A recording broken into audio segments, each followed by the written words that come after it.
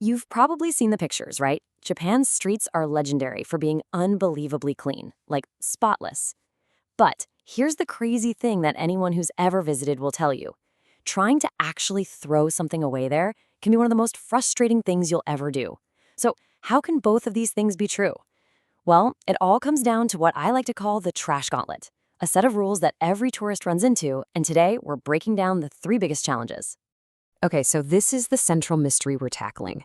How on earth can a place be so famously clean, yet make it almost impossible to find a simple trash can? It feels like a total paradox. But the answer is actually hidden in this deeply ingrained system that we're gonna unpack, starting with the very first hurdle you'll face the second you step outside. So, challenge number one hits you almost immediately. Picture this. You just finished a drink you bought at a convenience store, and you look around for a bin to toss the empty bottle.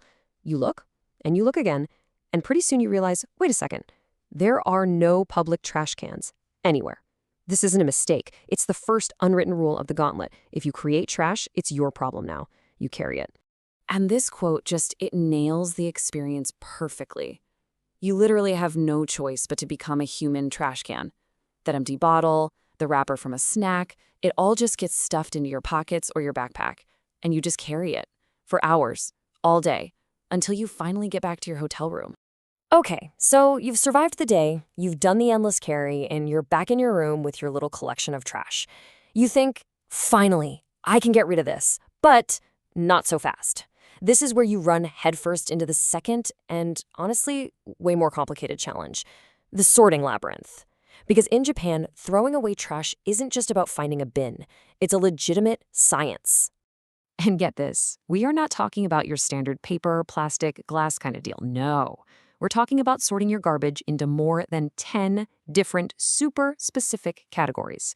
And let's be clear, this is not a friendly suggestion. It's a precise, mandatory system. And it's not just about what bin it goes into. There's a whole ritual for each item. So let's take that one plastic bottle you've been carrying. First, you have to take the cap off. That's sorted separately. Then you have to peel the plastic label off. That's also sorted separately. Then you have to rinse the bottle out so it's clean. And you do all of that before you even think about which bin is for burnable paper versus other recyclables. It is a meticulous, step-by-step process for nearly everything. So you've done it. You carried the trash, you navigated the labyrinth, you sorted and rinsed and separated it perfectly. You've got to be done now, right? Nope. There is one last test, and this one has the highest stakes of all, the final judgment. Because after all that work, if your timing is even a little bit off, it was all for nothing. The system is brutally simple, as you can see here. Every single one of those 10+ categories has its own specific day for collection. Put your perfectly sorted plastics out on Plastics Day, awesome, it gets picked up. But if you make one tiny mistake, like putting your cardboard out on Plastics Day, they will just leave it there, right on the curb for everyone to see. There is absolutely no wiggle room.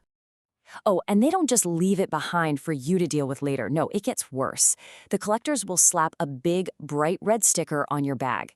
And this isn't some private little note. It's a very public announcement to all of your neighbors that you messed up.